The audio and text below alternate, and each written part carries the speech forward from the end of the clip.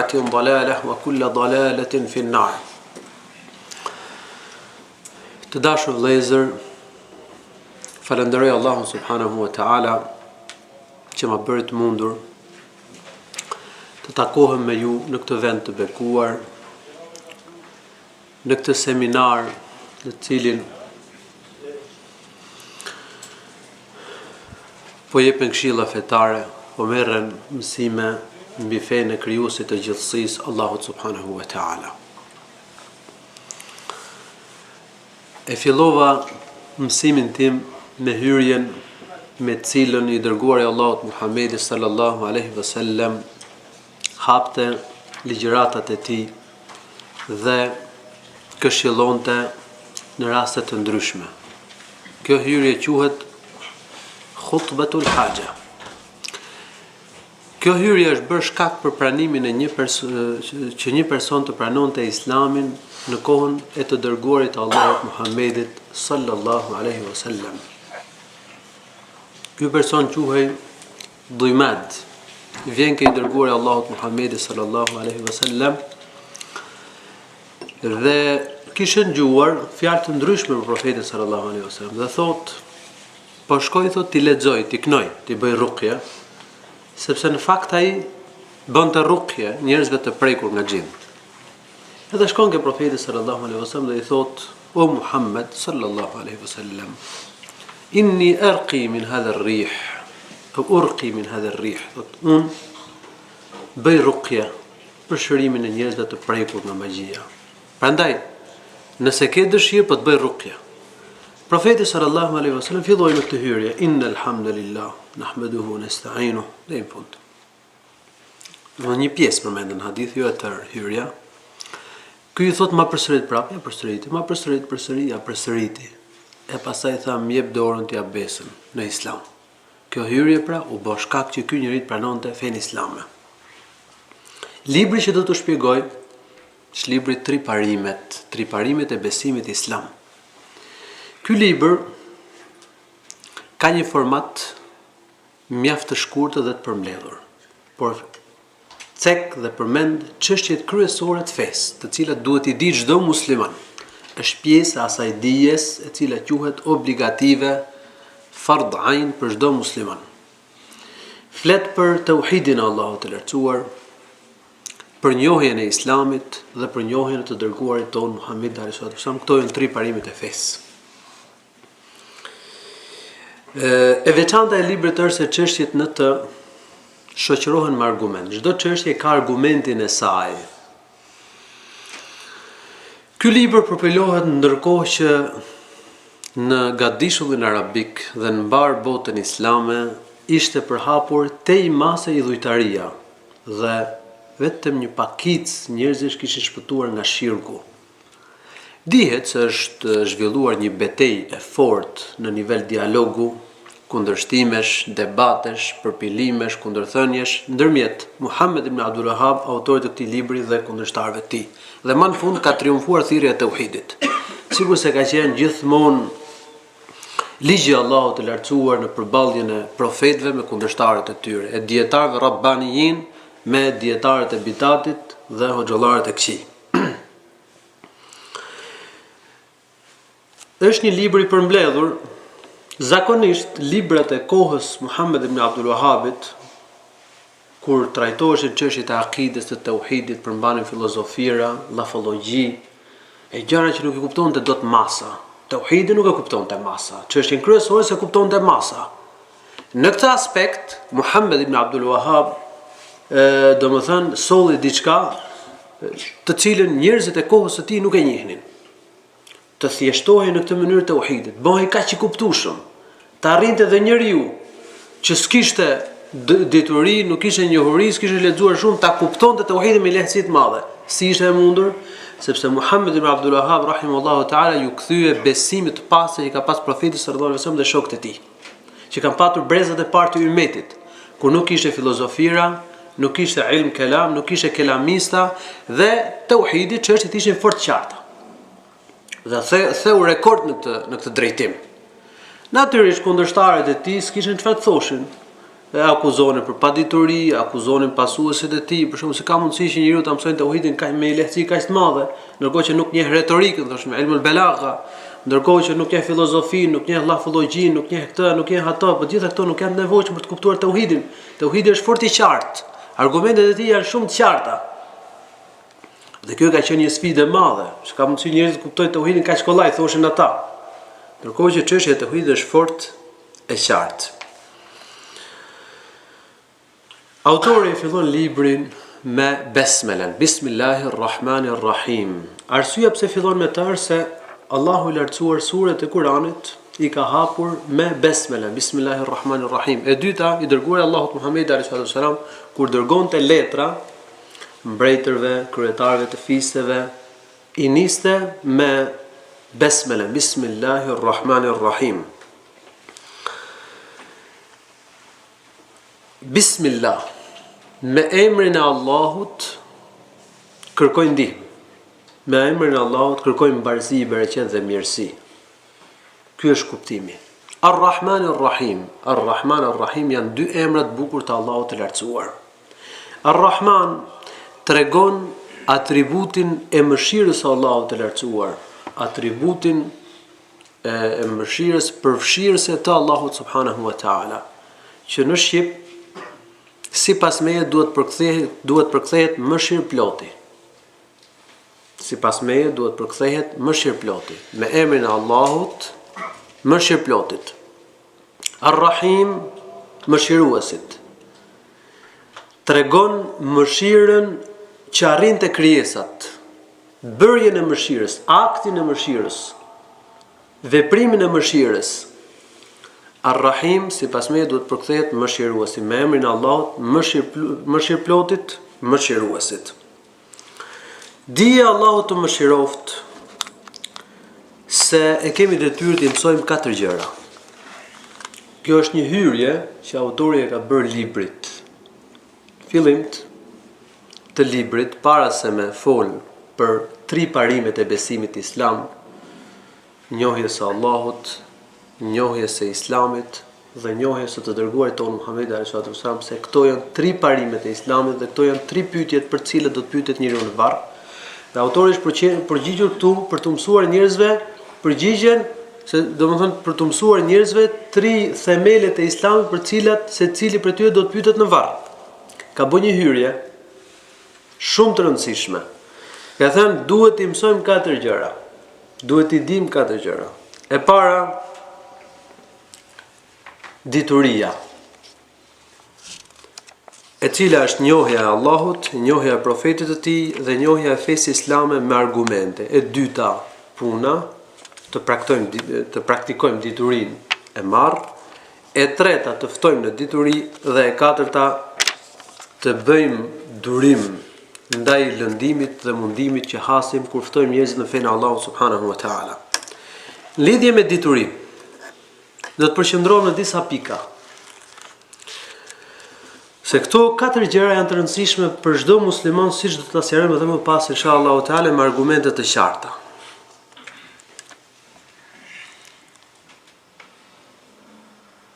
Kur flasim për diturinë lavdrueshme, kemi për qëllim dijen e Kuranit dhe të Sunetit, ashtu sikur se e kanë kuptuar të parët e këtij ummeti, domethënë dijen fetare. Cila është dija e lavdrueshme sipas argumenteve të Kuranit dhe të Sunetit? Është dija fetare. Dhe dija fetare është ajo që del nga Kurani, Suneti dhe rruga e të parëve të këtij ummeti, rruga e sahabeve. El-ilmu, qala Allahu, qala Rasuluhu wa qala as-sahaba. Ka thënë Allahu, ka thënë i dërguari i tij dhe kanë thënë sahabët. Wa ma siwa dhalika fa wiswasu ash-shayatin. Ka njerëz që e ngatrojnë këtë muhabet, kur flasin për dijen, vlerën e diturisë, sjellin ajetet dhe hadithet që flasin për dijen, dalin anash pastaj, edhe flasin për vlerën e nxënjes mjekësisë, inxhinierisë, ekonomisë, llogarisë, njohurive të dynjas. Në fakt kjo është ngatresë. Dija që lavdrohet në Kur'an dhe në Sunet, e lavdrueshme në vetvete, është dija e Kur'anit dhe e Sunetit, dija fetare. Nësa njohuritë e tjera janë njohuri dynjaje. Dhe ato varet se si përdor njeriu, se si shfrytëzon. Nëse i shfrytëzon për mirë, do të jenë dobit ti. Nëse i shfrytëzon për keq, do të jenë në të keqen e tij. Njohuritë e dunjos janë si pasuria, si posti, pra mirësitë e dunjos. Pasuria në vetvete s'mund të lavdrohet, as nuk mund të shahet. Varet se si e përdor njeriu pasurinë. Pasuria në duart e njeriu të mirë është e mirë. Pra ne ka thënë profeti në një hadith, ni'mal malu salih fi yadi ar-rajuli salih. Sa e mirë është pasuria e mirë në duart e njeriu të mirë. Dhe nga ana tjetër, në duart e njeriu të keq pasuria është katruese, sigur se dihet. E njëjta gjë vlen dhe për njohuritë e dunjos. Në duart e njeriu të mirë vjen shërbim për hajër, për fenë e kështu me radhë. Në duart e njeriu të keq i përdor për të mohu Zotin, për të përhapshturje, degradim, ide të këqija, kështu me radhë, sikur se ndodh me shumicën atyre që kanë zënë njohuritë e dunjos. Kështu që kur flasim për vlerën e diturisë, për mirësinë e saj, për frytet e saj, kur sjellim argumente dhe Kur'an dhe Sunet që ndiqin për dituri, kemi fjalën për njohuritë e Kur'anit dhe Sunetit, ndërsa njohuritë e dunjos përkundrazi, ne themi atë lutjen që duhet ta keni dëgjuar, wala taj'al ad-dunya mablagha ilmina, mos e bëj dynjan maksimumin e njohurive tona. Dhalika mablaghuhum min al-ilm. Kash janë njohuritë e tyre, ka thënë Allahu i lartësuar. Fa'rid amman tawalla an dhikrina wa lam yurid illa al-hayata ad-dunya. Thot Allahu i lartësuar, ktheju shpinën, largohu nga ata të cilët i kanë kthyer shpinën Kur'anit dhe duan vetëm se jetën e kësaj bote. Dhalika mablaghuhum min al-ilm. Kaç njohuri kanë ata? I bëjnë hismet dunjas, përpiqen me shfrytëzu dynjon, me shfrytëzu burimet që ka dhënë Allahu i lartësuar në këtë botë. Kaç njohuri kanë? Ya'lamuna zahira min al-hayati ad-dunya wa hum 'an al-akhirati hum ghafilun. Ata njohin pamjen e jashtme të kësaj bote. Gjërat e jashtme sipërfaqësore. Qofshin ato dhe mjaft thella për shumë njerëz. Për shembull njohuritë që kanë bëjmë me lisit e gjithësisë, me burimet që ka dhënë Allahu i lartësuar në gjithësi, burimet e ushqimit, të pijes, e energjisë, kështu me radhë, hollësia që kanë bëjmë me krijimin e njeriut, me organizmin njerëzor, me qenjet e gjallë, kështu me radhë, gjithë ato hyn ke njohuritë e dunjos. Kaç njohin ata të cilët nuk besojnë Allahun dhe ditën e gjykimit. Këto njohuri nuk ka se kanë problem me i nxënë ato, por gara për të fituar ato është një lloj si gara për pushtet, për pasuri, për famë, kështu me radhë, e gjitha hyn ke ajo pjesë që quhet dynja. Dhe dynjaja varet se si e shfrytëzon njeriu, varet se si e sheh njeriu. Çështja e dytë. Dija fetare që duhet të nxojë muslimanin ndahet në dy llojesh, fard ain dhe fard kifaje, detyra individuale, dije që është detyrë individuale që duhet ta nxjerrë çdo musliman dhe detyra kolektive që nëse do ta nxjerrë një pjesë e muslimanëve, nëse do ta marrë diturinë një pjesë e muslimanëve, atëherë bie gjunahu, nuk quhen gjunahqar të tjerët. Ke dija që është fard ain, që është farz individual që e ka farz çdo musliman me nxënë, hyn mësimi i tauhidit, dhe kjo është kryesorja. Bazat e islamit, parimet e besimit islam, njohësh Allahun, njësosh Allahun, të adhurosh vetëm Allahun lartësuar, njohësh islamit, njohësh profetin Muhammed sallallahu alaihi wasallam. Hyn farzet, punët që njeriu i ka detyrë me i zbatu. Hyn dhe haramet me ditë çfarë duhet me urrit prej tyre, për shpëtuar tek Allahu i lartësuar ditën e gjykimit. Kjo është dija farz. Ndërsa njohurit kifaje, të cilat nëse do t'i nxjojë, do t'i marrë një pjesë e muslimanëve, atëherë nuk quhen gjunahqar të tjerëve, e nëse nuk i nxjë askush, apo aq sa mjaftojnë prej muslimanëve, do të quhen gjunahqar të tjerët, hyn pastaj thellimin në njohuritë fetare.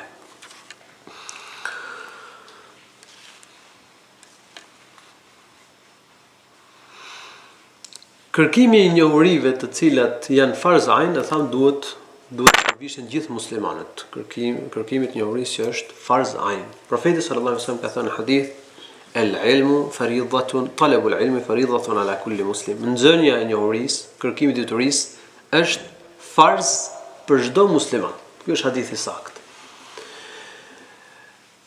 Kërkimi i njohurive të cilat janë farz kifaje është më mirë se sa ibadetet nafile. Lind pyetja, çfarë është më mirë, të merret me njeriu me ibadete nafile, namaz nafile, agjërim nafile, kërkimin e pasurisë për të dhënë sadaka, apo të merret me kërkimin e diturisë, më e mira, kanë thënë dietarët, është kërkimi i njohurisë. I njohurive të cilat janë farz kifaje. Prandaj ka thënë Imam Ahmed bin Hanbal, Allahu mëshiroft, ta'allumu al-ilmi wa ta'limuhu afdal min al-jihad wa ghayrihi mimma yutatawwa'u bih. Ka thënë kërkimi të mësosh dituri dhe të mësosh atë njerëzve është më mirë se sa xhihadi dhe punët e tjera vullnetare. Ka thënë al-Hasan, Allahu mëshiroft, لأن أتعلم مسألة من العلم أحب إلي مما أن تكون لي الدنيا في سبيل الله. Ka thënë të mësoj një çështje feje, më pëlqen më shumë se sa të kisha gjithë dynjon, gjithë pasurinë e botës dhe ta shpenzoja në rrugt të Allahut subhanahu wa ta'ala. Mbi vlerën e kërkimit të diturisë ka argumente të shumta. Unë do të përmend vetëm disa argumente në mënyrë të përmbledhur. Allahu i Lartësuar thotë: "Wa qur rabbi zidni ilma." Thuaj Zoti im më shto diturinë. Ky është ajeti vetëm në Kur'an në të cilin Allahu i Lartësuar urdhëron Muhamedit alayhi wasallam për të kërkuar më tepër. Nuk i ka thënë lutu për më tepër pasuri, lutu për më tepër famë, pushtet, lavd, por ka thënë lutu për më tepër dituri. Çka tregon se dituria është gjëja më e shtrenjtë, më me vlerë që mund të kërkojë njeriu.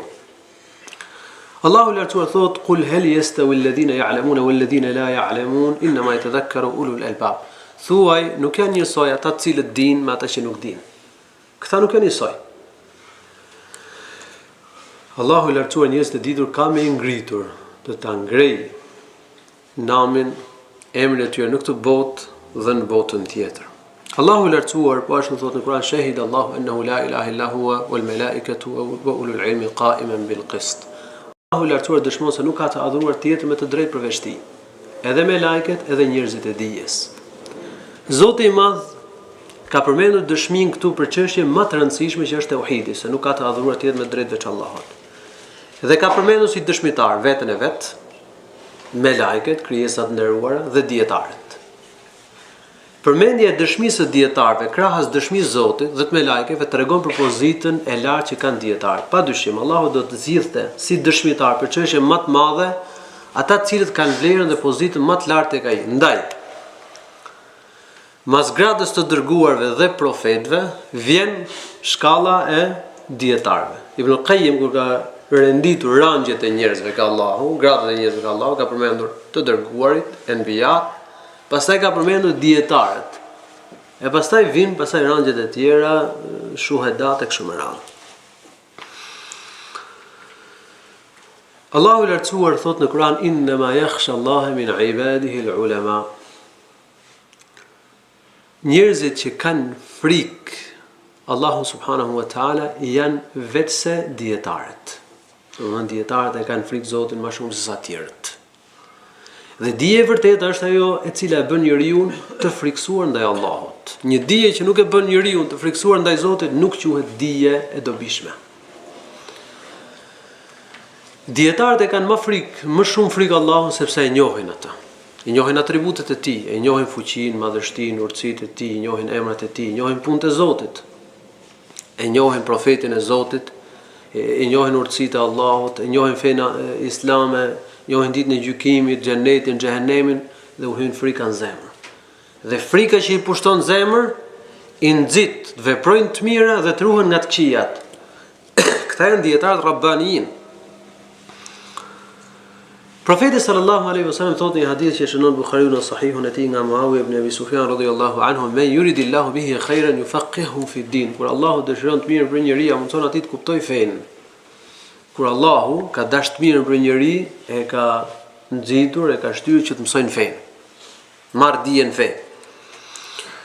Profeti sallallahu alaihi wasallam na ka treguar në një hadith se mungesa e dietarëve çon në përhapjen e paditurisë dhe që njerëzit marrin për të ditur njerëz xahila, të cilët vetet e çojnë humje dhe të tjerët i çojnë humje. Ka thënë profeti sallallahu alaihi wasallam në një hadith që shënon Buhariu në sahihun e tij nga Abdullah ibn Amr ibn As radhiyallahu anhu: "Inna Allaha la yaqbidu al-ilma intiza'an yantazi'uhu min qulubi al-'ibad, walakin yaqbidu al-'ilma biqabdi al-'ulama, hatta idha lam yubqi 'aliman ittakhadha an-nasu ru'usan juhala fasu'ilu fa'aftaw bighayri 'ilmin fadallu wa adallu." Allahu i Lartësuar nuk e heq diturinë nga zemrat e dietarëve, nga zemrat e njerëzve. Por Allahu i lartësuar e ngreh diturinë, e zhduk diturinë me vdekjen e dietarëve. Kur vdesin dietarët, njerëzit pyesin për çështjet e fesë, njerëz të paditur. E këta vetë janë rrugë gabuar dhe njerëzit e çojnë në rrugë gabuar. Siç ka ndodhur në shumë prej vendeve islame dhe në mënyrë të veçantë trevat shqiptare. Ç'të ndodhi? Vdiqën dietarët dhe njerëzit nga nevoja që kishin për të njohur Zotin, për të njohur fenë e kështu me radhë, për çështjet e besimit, filluan me pyet njerëz të paditur. Njerëzit e paditur veten e çuan humbje dhe njerëzit e çuan humbje. Dhan përgjigje pa dije.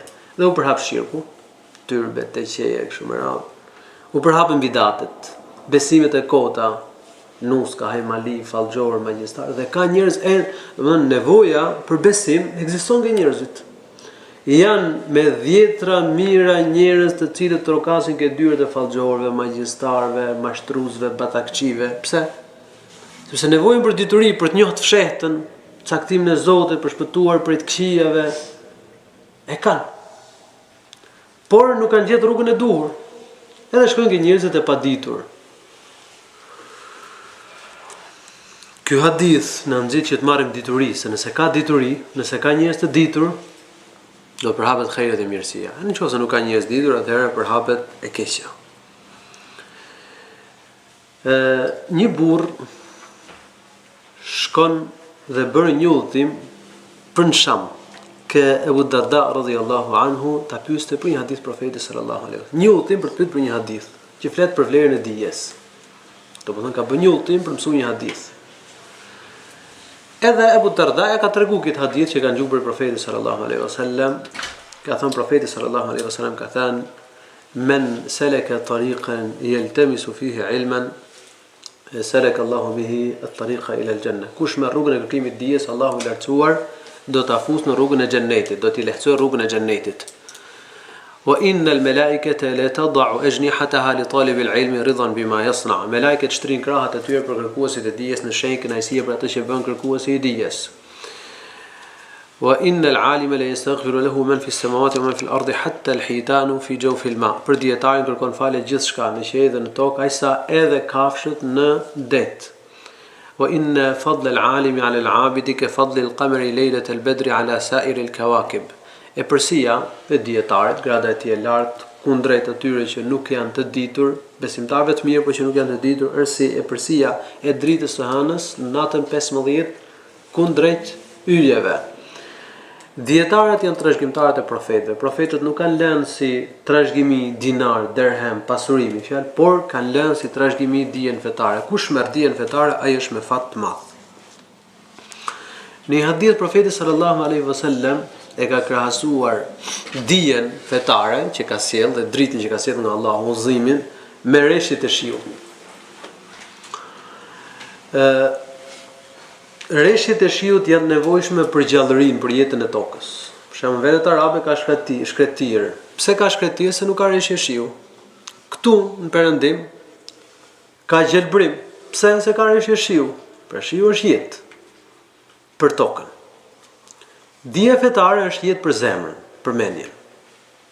Ku ka dije feje, ka zemrë shnetshme. Ku nuk ka dije feje, zemrat janë shkretuar, janë të vdekura. Këtë krahasim e ka bëu profeti në një hadith që shënon Buhariu në Sahihun e tij, të sjell nga Abu Musa al-Ash'ari radhiyallahu anhu, "Mathalu ma ba'athani Allahu bihi min al-huda wal-'ilmi, kamathali al-ghayth al-kathir." Dhe njerëzit kundrejt diturisë janë si llojet e tokave. Ka tokë shkret.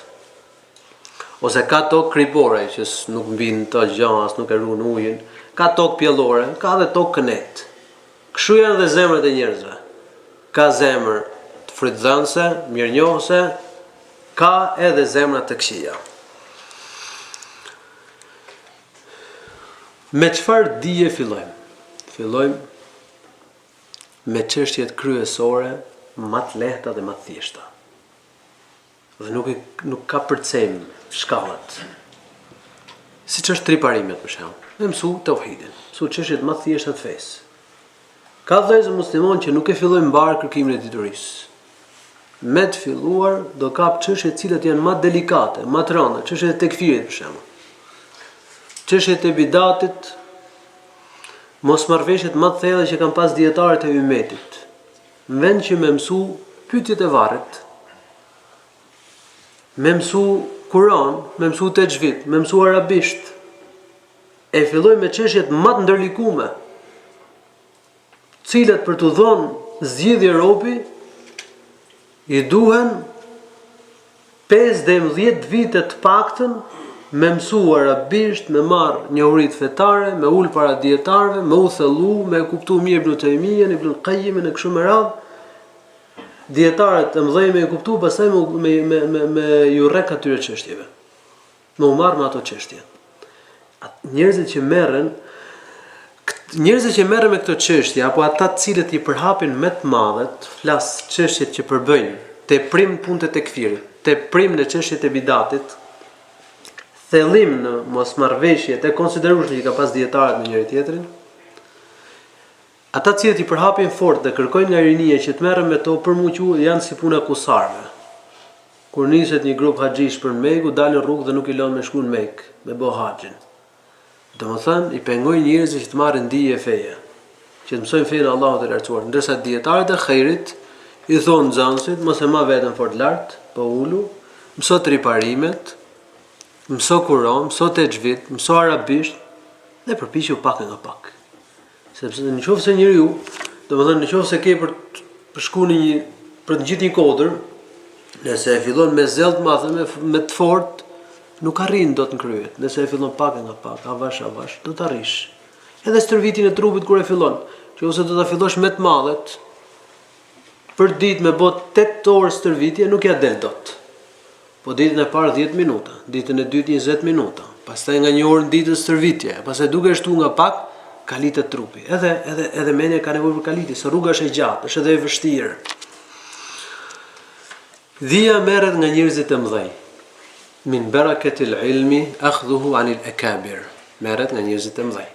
Domethënë nga dietarët e mirëfillt, jo nga bidatçit, jo nga hoxhallarët e këqij, jo nga grupet e humbura. Kur Allahu do të mirën për një të ri, ja mundson atij që të qepet pas një dietari të sunetit. Unë e quaj një nga mirësitë më të mëdha që na ka bën Allahu i lartësuar, që kur kemi filluar dijen, kërkimin e diturisë, na ka lidhur me dietarët e ummetit. Që para 20 vitesh, unë nuk flas vetëm për veten, flas për shumë hoxhallar. Kanë ardhur ca njerëz të xhairit, të cilët na lidhen me dietarët e ummetit, Kur'ani dhe Suneti, por Kur'ani dhe Suneti kush u shpjegon njerëz dietarët e ummetit, të cilët kanë qenë larg, kanë dëshmuar se janë larg, dëshmoni tër ummeti për ta. Është xhair dhe mirësi e madhe për një të ri që të lidhet me mësues, me hoxhallar, me dietar të sunetit, me marr dia nga të mëdhejt. Është hadithi i profetit që thotë, për mirësisë diturisë është që ta marrësh nga njerëzit e mëdhej. Fas'alu ahla adh-dhikri in kuntum la ta'lamun. Pyesni të diturit nëse ju nuk dini. Ma men shumë mirë, domethënë se qysh njerëzit që na mësuan tauhidin dhe sunetin, me lën fanatizmin, me lën verbrin, me u kthy Kur'anin dhe Sunetit dhe rrugës sahabeve, na ka mësuar se kush janë dietarët e sunetit. Dhe veçoj këtu Sheikh Ibn Bazin, Sheikh Albanin, kush janë dietarët e sunetit. Dhe ne filluam me marr broshurat e tyre se normale, mira libra në përbot, se cili pretendonte, ne filluam me marr broshurat e tyre. Kuptuam nga pak arabishtë, me marr broshurat të riparimet, broshurat e Sheikh Ibn Bazit, Sheikh Albanit, ato janë përkthyera në gjuhën shqipe. E fillon diturin pak nga pak me këto gjëra. Dhe ata të cilët janë qep pas rrugës tyre kanë shpëtuar nga rruga e xhawaritëve, nga rruga atyre që murxhieve, atyre që teprojnë me punët e bidatit, nga rruga e filozofëve dhe kelamistëve, nga problemet e mëdha nda vet dhe kanë sukses. Po të shohësh krejt menhexhet, rrugët, rrymat sot po dështojnë. Ajo që po ka sukses sot është vetëm ajo rrugë që kanë pas dietarët e mëdhenj të ummetit, sepse ata kanë ecur fort në rrugën e Kur'anit, Sunetit dhe shokëve të profetit sallallahu alaihi wasallam. Shikojini me vëmendje këshillat e tyre. Do të gjesh se janë me vend. Ata kanë vdekur, por këshillat e tyre janë me vend sot. Ndërsa rruga atyre që janë marrë me politik, para kohë ka dështuar, rruga atyre të cilëve njohin vetëm konfrontimin fizik. Dhe nuk njohin etapat, fazat që kanë ndjekur profeti sallallahu alaihi wasallam në zhvillimin e thirrjes, dhe ndryshimin e gjendjes është drejt dështimit. E kështu me radhë fjalë. Të respektojmë nxënësit e dijes, hoxhallarë, sidomos ata që i kemi pranë. Se për shembull në Egjipt, në Kinë, mund të jetë një hoxh i cili me të vërtetë do të thotë ishte pranë ti mund të përfitoje, por ti se ke pranë. Të fillosh me dietarët që kanë filluar diturinë, fillimisht merren ato që kishin familje një herë. Për babës, për nënës, ato që pastaj nga hoxhallarët aty ke xhamia, në lagje. Pasi merrin diturinë aty në qytet, s'kishte mo aty, këtë hadithet me senet i kishin marrë, shkojnë për qytete të tjera. Dhe në çdo vend shkojnë mbledhin dituri. Kështu fillon njeriu pak e nga pak. Nëse ai që thot, hoxhallarë që kam këtu s'bëjnë. Nuk ja vlen marrësh gjë për tyre. Ky, domethënë për sa i përket diturisë ka marrë rrugën e shejtanit. E lutem Allahun lartësuar që ta mëshiroj, sepse nëse nuk di njeriu të respektojë njerëz që ka pranë dhe të profitojë prej tyre, e qysh pastaj do ta marrë diturinë. Minimumet mësosh 8 vitin, mësosh arabisht. Hajt problemet e tjera i ka, po 8 vitin nuk më mëson dot. Kur'an nuk mëson dot përmendesh, arabisht nuk mëson dot, e kështu me radhë. Në kërkimin e diturisë duhet bëjmë dallim mes ndjimit ose mësimit që është karakter dhe natyrë, një besimtar që s'ka ndërmend më u bë me diturinë, gjon tregime, gjon këshilla, prekse, për të rritur imanin, për të kryer detyra, për të ruajtur nga haramat e kështu me radhë. Dhe ndërmjet atij që ka ndërmend me u bën me dije, të bësh me dije, duhet që të ndjekësh rregullisht mësimet, të lexosh në mënyrë sistematike, të ndjekësh udhëzimet e njerëzve të dijes, për shembull, shepësh një hoxha dhe mëson prej tij texhvid, mëson arabisht e kështu me. Do durim kjo punë. Ose fillon ngjon mësimet që kanë bënë me i libër, si Triparime, si Kitabut Tauhid, si Riyadus Salihin, e kështu me radhë. Ngjon mësimet rregullisht në mënyrë sistematike derisa të shkosh në fund. Ose e kap një libër dhe i shkon në fund. Çfarë do që ndodh? Duhet të japim mund në kërkimin e diturisë. Pa mund nuk mund të nxojmë diturinë. Yahya ibn Abi Kathir ka thënë, la yunalu al-ilmu bi rahati al-jasad. Nuk kërkohet dija me rahati. Dhe në lidhje me këto do shkëpuz vetëm një pjesë në lidhje me mundin që kanë dhënë të parët e këtij ummeti, udhëtimet e tyre. Said ibn al-Musayyib ka thënë, kemi udhëtuar ditë dhe net për mësuar vetëm një hadith. Ash-Sha'bi ka thënë, sikur njeriu të udhëtonte nga Shami deri në Yemen për mësuar një çështje, nuk do mendoja se udhëtimi i tij ka shkuar dëm. Jabir ibn Abdullah, një nga shokët e profetit, ka bën një udhëtim deri në Sham për mësuar një hadith nga Abdullah ibn Unais al-Ansari.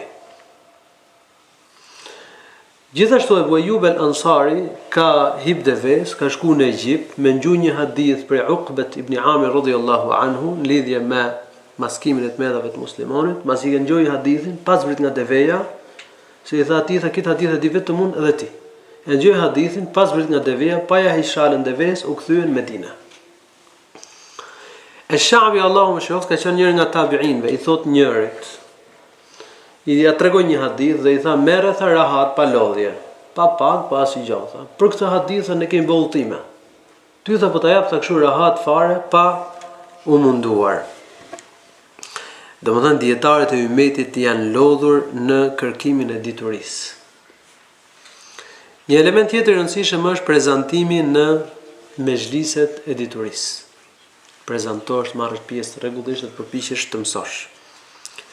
Leximi i librave, vërej se pjesa më e madhe e rinis nuk merret me leximin e librit. Dhe ky është një problem. Nëse duam që të bëhem me dituri, duhet që të shkruajmë, ta dokumentojmë njohuritë. Nëse duam që të bëhem me dije, patjetër duhet merrem me librin. Nuk mjafton të ndjekësh internetin, të ngjosh nëpërmjet internetit. Kjo është një nga mënyrat për të marrë diçka nga dituria, por libri është një element i rëndësishëm. Na është përcjell dituria nëpërmjet librit. Kurani është shkruar, hadithet e profetit sallallahu alajhi wasallam janë shkruar dhe dietarët brez pas brezi janë shkruar. Brez pas brezi na e kanë përcjell diturinë nëpërmjet librit. Lidhje me leximin, duhet të jemi sistematik. Ti bëjmë program vetes. Për ditë përpiqesh për shembull të lexosh diçka. Po e filloj librin Tri Parimet. Me apo pa shpjegim. Dhe e çoj në fund. Po filloj librin e Tauhidit, shpjegimin e tij, si komendi Tauhidi Muhammed i Sheikh Ibn Uthayminit ose i Al-Sheikhut. Pa ja filloj nga fillimi në fund. 40 hadithe Imam Nevojit, po e mësoj përmendesh dhe po e lexoj deri në fund. Tefsirin e kështu me radhë libra. Të fillosh diçka sistematike. Ka dietar të ummetit të cilët e kanë lexuar Sahihun e Buhariut deri në 100 herë. Deri në 100 herë. Ka dietar të cilët kanë lexuar në ditë deri në 100 faqe, çdo ditë nga 100 faqe, mesatarja. Ibn al-Jauzi thot, në rinin time kam lexuar 20.000 libra. Do më thonë jam përveshur leximit. Duhet ta bëjmë kulturë leximin. Kemi një bibliotekë personale ose shfrytëzojmë bibliotekën e xhamisë dhe të lexojmë rregullisht. Dija fetare, dija e saktë dhe dobishme është shkak për ngritjen e ummetit. Na shqetëson një fakt, si të ngrihet ummeti. Ngritja e ummetit do bëhet me dije të dobishme dhe me punë të mirë. Se kështu filloi në fillim. Sahabët morën dije nga profeti sallallahu alajhi wasallam, e vënë zbatim dijen dhe i ndihmoi Allahu subhanahu wa taala.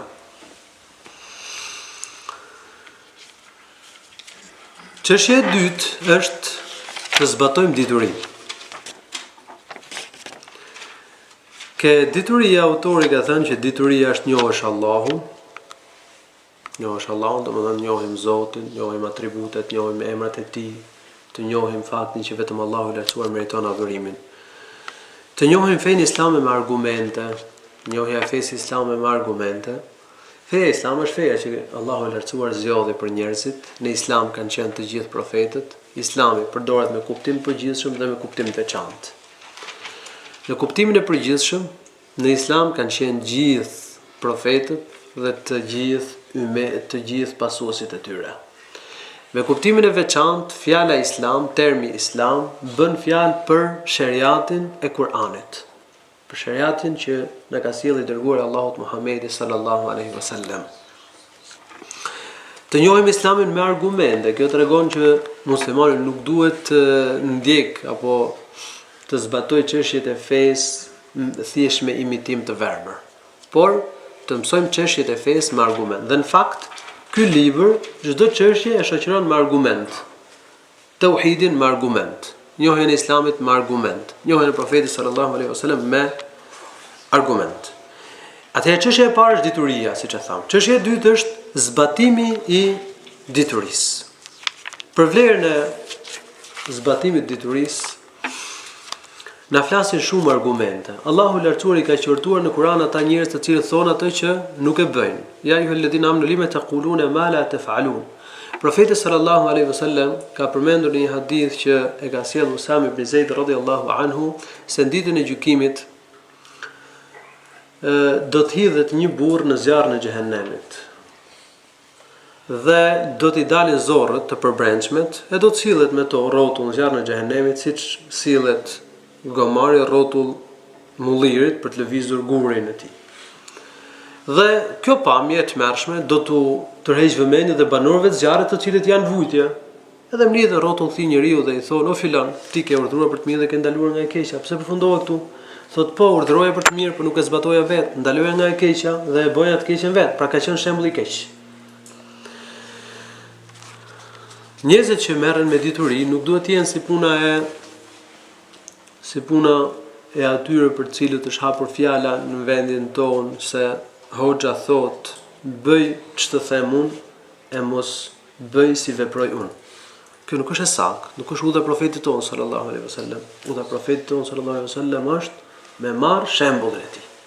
Laqad kana lakum fi rasulillahi uswatun hasana. Për ju i dërguar Allahu Muhammed sallallahu alaihi wasallam shembull i mirë. Shembulli më i mirë. Kështu që hoxha, thirrsi, besimtari, se çdo besimtar është thirrës në familje, në fis. Dhe aty ku ka kontakt me njerëzit, duhet të jetë shembull. Zbatoj diturinë. E unë do të përmend disa shembuj konkret nga të parët e këtij ummeti se qysh ata e vinin në zbatim diturinë. Kur zbriti ajeti Kur'anit: "Ya ayyuhal muzammil", o ti i mbështjell, i mbuluar me rroba. Qum ya ayyuhal muzammil qum al-layla illa qalila. Çohu për të falë namaz natën vetëm se pak. Çohet profeti sallallahu alaihi wasallam bashkë me shokët e tij për një vit, fal namaz natën derisa vajtën kamët e tyre. Pastaj zbriti lehtësimi. Zbriti lehtësimi nga Allahu i Lartësuar, faqra'u ma tayassara min. Lexoni ai sa ta keni të lehtë të mundur. Dhe namazi natës u bë sunet, u bë i pëlqyeshëm. Ishte detyrë për gjithë, u bë i pëlqyeshëm. Ndërsa për profetin sallallahu alaihi wasallam mbeti detyrë. Ebu Abdurrahman as-Sulami ka thënë, na kanë treguar ata cilët na ka mësuar Kur'anin nga shokët e profetit sallallahu alaihi wasallam se ata nuk i kalonin 10 ajete pa i kuptuar mirë dhe pa i vënë zbatim. Dhe kështu thotë mësuam edhe dijen, edhe punën një herësh. Ummu Habiba radhiyallahu anha, si tregon Muslimi në sahihun e tij, ka sjellë hadithin e profetit sallallahu alaihi wasallam ku thotë, kush i fal në ditë 12 rekate sunet, Allahu i Lartësuar ndërton një shtëpi në xhenet. Ka thënë Ummu Habiba, nëna e besimtarëve, një nga gratë e profetit sallallahu alaihi wasallam, ka thënë që kur e kam dëgjuar këtë hadith nga profeti sallallahu alaihi wasallam, nuk i kam lënë 12 rekate sunet në ditë. Abdullah ibn Umar është transmetuesi i hadithit profetit sallallahu alaihi wasallam që na flet për testamentin që le njeriu për pas vdekjes, në fjalë. Ka thënë profeti, ma haqqu mri'in muslimin tamdi alayhi 3 layalin wa lahu shay'un yusi bihi illa wa wasiyatuhu maktubatun 'inda ra'sihi. Duhet që çdo musliman i cili ka për të lënë diçka testament, të mos i kalojnë 3 net pa e patur testamentin të shkruar. Wa alaykum salam wa rahmatullahi wa barakatuh. Ka thënë Abdullah ibn Umar radhiyallahu anhu, që kur e dëgjova profetin sallallahu alaihi wasallam të thotë këtë fjalë, e kam pas testamentin të shkruar. Kam mbajtur gjithmonë domosdoshmë testamentin të shkruar. Imam Ahmedi ka thënë, çdo hadith që kam shkruar e kam vënë në zbatim. Derisa thot arrik e hadithi i cili thot se profeti sallallahu alaihi wasallam bëri hijame dhe i dha Ebu Taybes, haxhamistit, i dha pagën. E thot bëra hijame dhe i dhash haxhamistit pagën në zbatim të këtij hadithi profetit sallallahu alaihi wasallam. Ibn al-Qayyim na ka treguar se Ibn Taymija, Allahu mëshirof, që kur ka mësuar hadithin se kush lexon ajetul kursi pas çdo namazit, nuk e pengon gjë tjetër nga hyrja në xhenet vetëm se vdekja. Ka thënë Ibn Taymija që kur ka mësuar këtë hadith dhe ka vënë zbatim dhe lexoja ajetul kursi pas namazit, domethënë bëja dhikrin, përfshi edhe ajetul kursi, vetëm rast harrese. Ka thënë Ibn Taymija, Allahu mëshiroft, e kam lënë. Ne nuk duhet të jemi si puna atyre të cilëve kanë dituri për nuk zbatojnë, që futët. Dhe as si puna atyre të cilët punojnë pa dituri si krishterët. Por duhet që të marrim dituri dhe ta zbatojmë atë, dhe kjo është rruga e atyre që janë në rrugën e drejtë, atyre që Allahu i Lartësuar i ka bërë, u ka bërë mirësi. Ne këtë fakt e lexojmë të paktën 17 herë në rekatet farzë në çdo ditë. Ihdina siratal mustaqim, siratal ladhina an'amta alehim, ghayril maghdubi alehim waladdallin. Thirrja në dituri. Kjo është e treta. Të thrasim njerëzit në fenë Allahut të Lartësuar. Thirrja e njerëzve në fenë islame, në dijen e saktë, është detyra që kanë bërë profetët. Pas ka dyshim që Allahu i Lartësuar ka zgjedhur për profetët atë që është më e lartë dhe më e mira. Njerëzit ftohen në fenë Allahut të Lartësuar me të butë dhe me të mirë. Kur flasim njerëz që nuk kanë dituri, s'dinë gjë, pa përcjellin fenë me të butë dhe me të mirë, me urtësi. Nëse kemi të bëjmë me njerëz të cilët e dinë të saktën, po nuk e zbatojnë, u ngjallim interesin dhe u fusim dhe frikën përmes argumenteve të cilat e tmerrojnë dhe i friksojnë njeriu. Ti e frikë dënimin, zemrimin e Allahut, xhehenemin, përmend argumentet që ngjallin interesin për xhenet dhe argumentet që na tmerrojnë nga zjarri i xhehenemit. Ud'u ila sabili rabbika bil hikma, kur ftojmë njerëzit e paditur, njerëzit që nuk e refuzojnë vërtetën, por nuk e dinë, me urtësi dhe me të mirë, me të butë. Wal mau'izati al hasana, me këshill, të këshillojmë njerëzit që e dinë vërtetën mos e pranojnë. Tu fusim frikën. Përmes argumenteve që ngjallin frikë, ose të ngjallim interesin e tyre përmes argumenteve të cilat ngjallin interesin dhe dëshirën e njeriu për të bërë punë të mira. Wa jadilhum billati hi ahsan. Kur kemi të bëjmë me njëri që propagandon të kotën, që fton në të kotën, që pretendon se është në hak, siç janë thtarët e librit për shembull, siç janë filozofët, ata që merren me llafologji, me ide të këqija, atëherë hyjmë edhe në dialog me ta, por dialogu duhet bëhet me të mirë. Këto janë 3 rangjet e thirrjes. Dituria duhet thirrja në rrugën e Allahut të lartësuar duhet bëhet ala basira, në qartësi me dituri.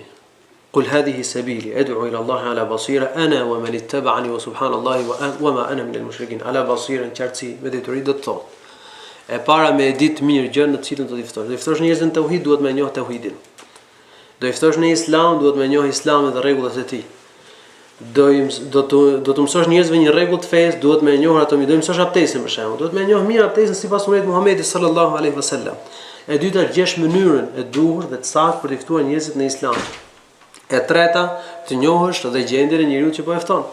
Tjetër është kur fton një ateist, tjetër kur fton një thart librit, një krishter, një xifut. Tjetër është kur fton një musliman që beson në Allahun në ditën e gjykimit, që zbatoi Islamin, dhe tjetër është kur fton një njerëz që beson Zotin, por është indiferent ndaj fesë dhe nuk e beson ditën e gjykimit. Pra, është më rëndësi me njoh gjendjen e njeriu që do ta ftosh në Islam. Prandaj profeti sallallahu alaihi wasallam kur dërgoi Muadh ibn Jabal në Yemen, sikur se ka treguar Abdullah ibn Abbas radhiyallahu anhu, i tregoi gjendjen e njerëzve. U tha innaka ta'ti qauman hum ahlu kitab. Po shkon këta njerëz të cilët janë i thtar apo ndjekës të një libri qiellor. Thirrja rrugën e Allahut të lartësuar ka mirësi të mëdha. S'ka njerëz që thon fjalë më të mira se ata që ftojnë në fenë e Allahut të lartësuar dhe thonë që ne jemi musliman. Wa man ahsanu qawlan mimman da'a ila Allahi wa 'amila salihan wa qala innani minal muslimin. Që Allahu i lartësuar të bësh shkak për udhëzimin e njeriu është më mirë se sa të kesh deve të kuqe, thot profeti sallallahu alajhi wasallam në një hadith tjetër, domethënë është më mirë se të kesh pasurinë më të shtrenjtë kësaj bote. Ky është kuptimi i hadithit të profetit sallallahu alajhi wasallam. Kush e fton një njeri në islam, në udhëzim, do të marr njësoj si shpërblimet e punëve që ka për të bën ky njeri, duke mos u paksuar as pak shpërblimi i punëve të tij, siç ka thënë profeti sallallahu alajhi wasallam në një hadith tjetër. Në lidhje me thirrjen duhet kemi parasysh disa pika. Të radhisim prioritetet. Ta fillojmë me më të rëndësishme, fillojmë me tauhid, nëse njeriu nuk e njeh tauhidin, pastaj me namazin e kështu me radhë. Njerëzit do t'i shpëtojmë nga e keqja pak nga pak. Kjo është natyra e njerëzve. S'është e mundur që njerëzit në përgjithësi të ndryshojnë njerësh. Ndaj dhe rregullat e shariatit kanë zbritur dorë në dorë, por kjo nuk do të thotë që ne të bëjmë halal haramin, apo atë që është detyrë ta bëjmë të lejueshme. Feja dhe rregullat e saj janë ashtu sikurse kanë zbritur dhe ne s'mund të anulojmë asgjë. Mirë, po kur ftojmë fillestarët në fe, i ftojmë ata pak nga pak. Për shembull, një femër thotë që më pëlqen Islami, por nuk pëlqen shamia. Sa mi fal namaz. Edhe pse nuk pëlqen shamia. Shkon i burrë ke profeti sallallahu alaihi wasallam dhe tha: "O i dërguar Allah, duhet pranoj Islamin." Por nuk më pëlqen. Domethënë diçka nuk më pëlqen, për shembull nuk është që të shahi për nga lënia e fesë baballarëve kështu me radhë. Profeti tha: "Eslimu in kunte karihan." Pranoj Islamin qoftë edhe nëse nuk pëlqen. Pra edhe nëse nuk i pëlqen njeriu një rregull i fesë, ta pranojnë Islamin. Në Musnedin e Imam Ahmedit thuhet se një burrë shkon ke profeti sallallahu alaihi wasallam dhe i thotë: "O i dërguar Allah, do pranoj Islamin me kusht që të fal vetëm 2 namaze." Profeti i thotë: "Pranoj Islamin." Pra e pranoj edhe me këtë kusht. Siç është hadithi i saktë, nëse thotë njëri, a mund të fal një namaz? Po, fal. A mund të vi me fal xhumon ndërkohë që si fal 5 namazet? Po. A mund ta agjëroj ca ditë Ramazani? Po, mund ta agjërosh. Kjo nuk do të thotë se si ka detyrë tjera, po do i mësojnë rregullat e fesë pra, pak e nga pak. Sheikh Albani Allahu më shëroft ka përmendur se ca njerëz nga Rusia, po ishte atëherë koha e dominancës së madhe të shtetit osmanlive, shkojnë ke Sheikhul Islam, muftiu i shtetit Islam të osmanlive, edhe i thonë: "Ne duam të pranojmë Islamin, po kemi një hall. Vendet tona janë të ftohta, ne jemi mësuar me votë, me verë, me fjalë, edhe nuk durojmë dot. A na pranoni që të pranojmë Islamin me kusht që të vazhdojmë konsumojmë këtë pije të ndaluar në fenë islame?" Sheikhul Islam i thotë: "Jo. Se ka dënim penal, ka kështu me radhë, kështu që nëse të pranojnë Islamin, më herë duhet me heq dorë prej saj." Edhe kështu ikën ata se pranuan Islamin. Në fakt ky qendrim ka qenë i gabuar. atyre duhej me u thonë se çka vepruar profeti sallallahu alaihi wasallam, u thonë që pranojnë Islamin, pastaj Allahu e rasoj që të ishin dorë me kësaj pune. Pranojnë Islamin. Pra duhet që të jemi muyassirin wa laysa muassirin. Të alesojmë fen njerëzve dhe të mos i vëmë më thanë në vështirësi. Të njohim dobit dhe dëmet, të njohim mënyrën se si ftohet në fenë Allahut të lartësuar. Është më rëndësi që të studiojmë dhe këtë pjesë. Jemi mësuar të trajtojmë dhe të mësojmë çështje të ndryshme të fesë. Është një lëndë që quhet menhexhud da'wa, mënyra e thirrjes, metoda e thirrjes. Në mënyrë që të mos kujtohemi pas 5, 10 dhe 15 viteve për rëndësinë e kësaj çështje, se si të ftojmë njerëzit e familjes, të fisit, njerëzit në rrugë e kështu me radhë, është mirë që të lexojmë në këtë drejtim, të marrim librat e dietarëve të sunetit, të cilët kanë trajtuar këtë çështje kaq të rëndësishme. Çështja e katërt është durimi ndaj lëndimit dhe mundimit që hasim kur ftojmë njerëzit në fenë e Allahut subhanahu wa taala. Dihet që një njeri që del në kundërshtim me rrjedhën do mundohet, do lëndohet. Njerëzit kanë dëshira ndryshme. Dhe kur e pengon njeriu të plotësojë një dëshirë, do përpiqet me të mundu. Dëshirë për të plotësuar qefet,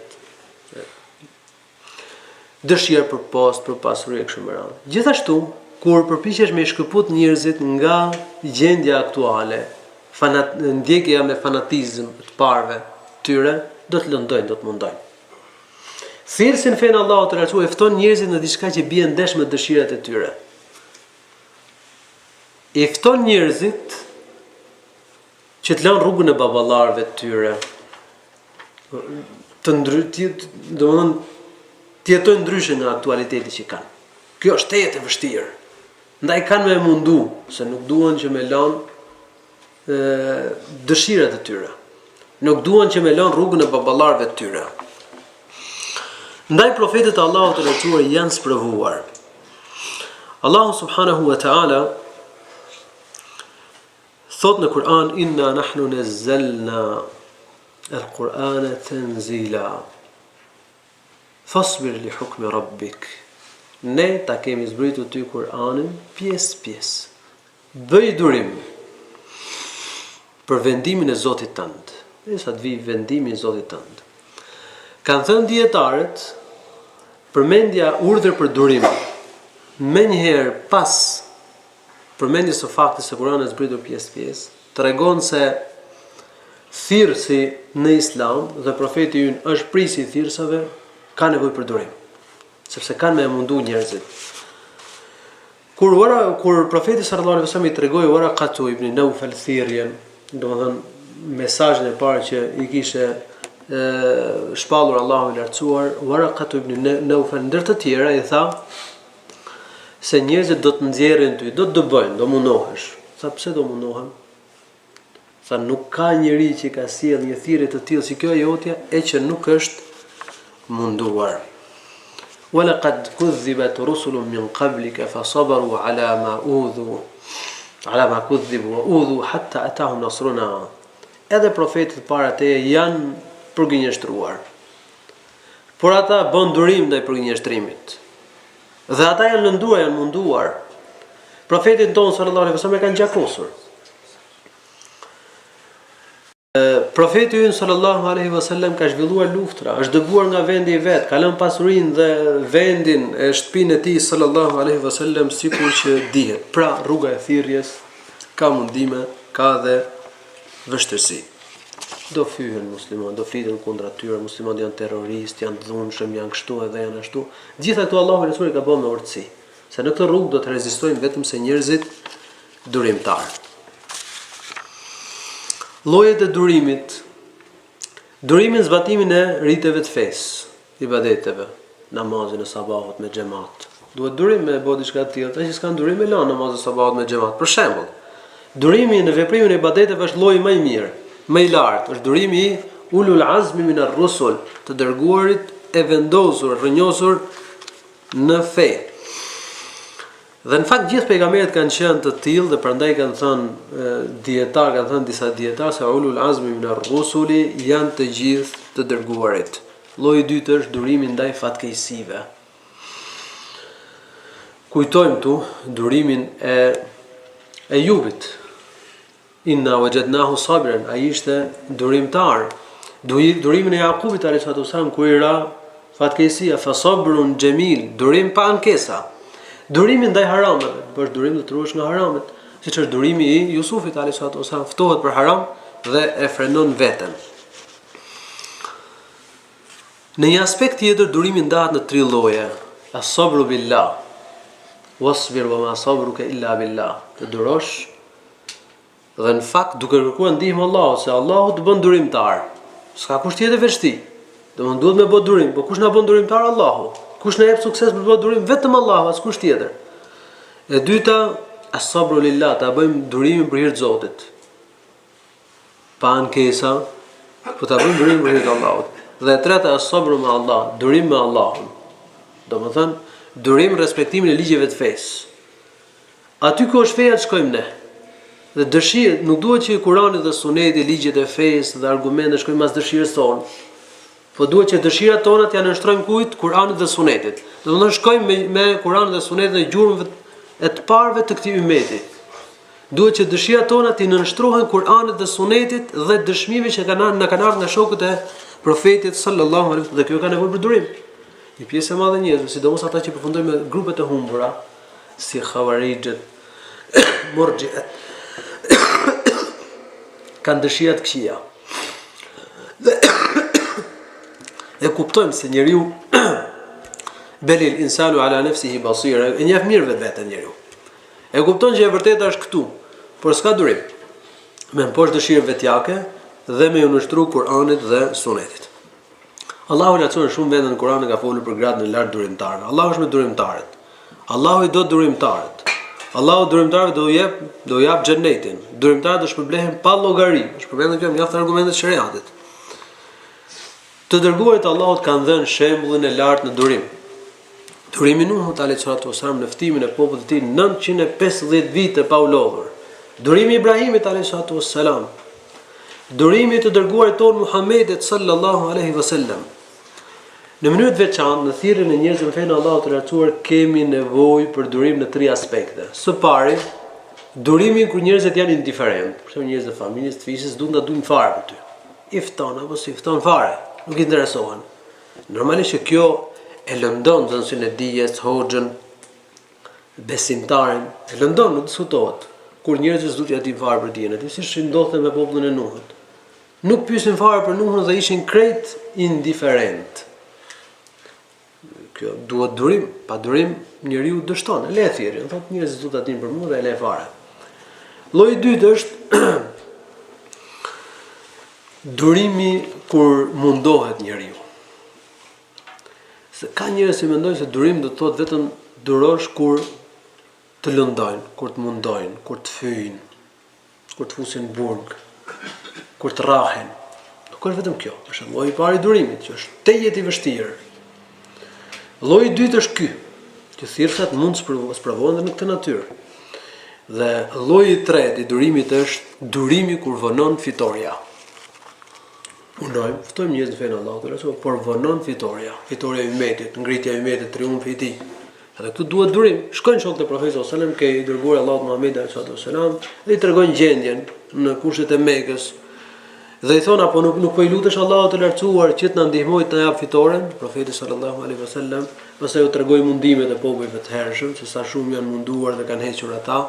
Pastaj u premtoi se Allahu lartësuar do ta përmbush fenë, do triumfojnë feja, do vihet siguria. Dhe më në fund Profeti sallallahu alajhi wasallam u tha që ju nguteni, ju nxitoni.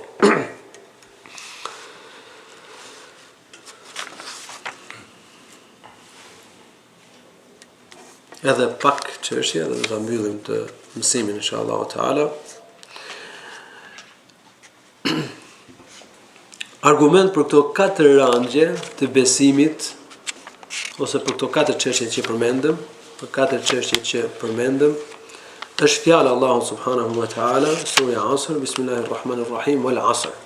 Innal insana lafi khusr illa alladhina amanu wa amilu salihat wa tawasaw bil haqqi wa tawasaw bis sabr. Pasha kohën. Me të vërtet njerëzit janë në humbje. Domethënë përfshihet lloji njerëzor. Përfshihet njerëzimi. Me përjashtim, ata që shpëtojnë në përjashtim.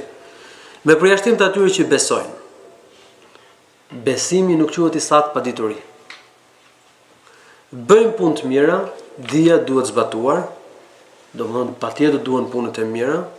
Wa tawasaw bil haqqi, ftojnë njëri tjetrin në të vërtetën, kjo është thirrja në rrugt të Allahut të lartësuar, wa tawasaw bis sabr, dhe e porosisin njëri tjetrin për të bërë durim, se pa durim nuk mund bëhet thirrja në fenë e Allahut subhanahu wa taala.